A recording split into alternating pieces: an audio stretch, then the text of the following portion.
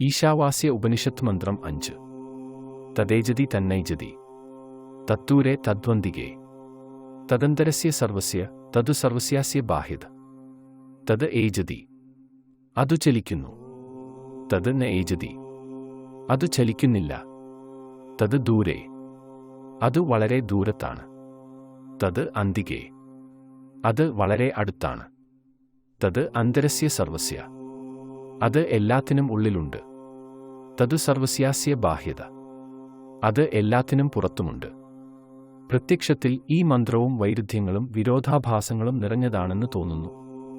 എന്നാൽ ചിന്തകനെ സംബന്ധിച്ചിടത്തോളം അങ്ങനെയല്ല. മനസ്സിനെത്താൻ മനസ്സിലാക്കാൻ കഴിയാത്ത സത്യത്തെക്കുറിച്ച് ഋഷി എല്ലാത്തരത്തിലും നിർവചിക്കാൻ ശ്രമിക്കുകയാണ്. അന്വേഷിക്കാത്തവന് സത്യം ദൂരെയാണ്. അന്വേഷണം നടത്താത്തിടത്തോളം അത് ദൂരെയാണ്. അന്വേഷിക്കുന്നവൻ അത് അറിഞ്ഞവൻ അടുത്താണ്. ആത്മനാണ്, താൻ തന്നെയാണ്.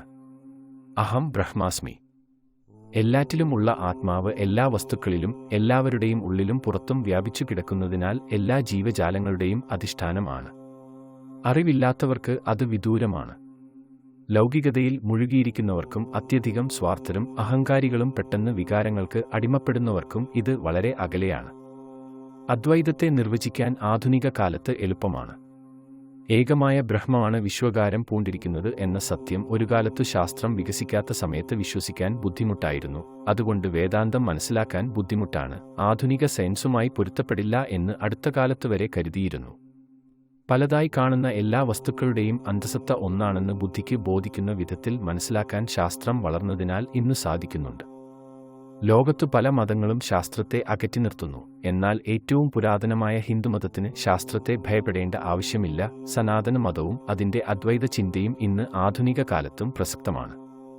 ശാസ്ത്രം പുരോഗമിക്കും തോറും അതിൻ്റെ മഹിമ കുറയുന്നില്ല. ഒരു ഭാരതീയൻ പ്രപഞ്ചത്തെ മുഴുവൻ ദൈവമായും പ്രപഞ്ചത്തിലുള്ളതെല്ലാം ദൈവമായും കാണുന്നു. ഓരോ വ്യക്തിയും അന്തർലീനമായി ദൈവികനാണെന്നും നമ്മുടെ എല്ലാവരുടെയും ഉള്ളിലെ ദൈവികത അന്വേഷിക്കുകയും സാക്ഷാത്കരിക്കുകയും ചെയ്യുക എന്നതാണ് ജീവിതത്തിന്റെ ലക്ഷ്യം എന്നും ഹിന്ദുധർമ്മം വിശ്വസിക്കുന്നു. ഹിന്ദുധർമ്മം ബ്രഹ്മത്തെ അംഗീകരിക്കുന്നത് ദൈവം എന്നല്ല, മറിച്ച് രണ്ടില്ലാത്ത പരസ്പരബന്ധിതവുമായ ഒരു യാഥാർത്ഥ്യത്തിന്റെ തത്വമായിട്ടാണ്. സൂക്ഷ്മപ്രപഞ്ചവും സ്ഥൂലപ്രപഞ്ചവും പരസ്പരം പ്രതിഫലിപ്പിക്കുന്നവയാണെന്ന് സനാതനധർമ്മത്തിന്റെ അടിസ്ഥാന തത്വം അദ്വൈതം ഉദ്ഘോഷിക്കുന്നു. ആയിരക്കണക്കിന് വർഷങ്ങൾക്കു മുന്നേ തന്നെയുള്ള ഭാരതീയ വേദാന്തത്തിലെ ബ്രഹ്മ സത്യം ജഗത് മിഥ്യ എന്ന വെളിപ്പെടുത്തൽ ആധുനിക സയൻസിലെ ക്വാണ്ടം ഫിസിക്സും ഏകദേശം ഇന്ന് അംഗീകരിക്കുന്നു.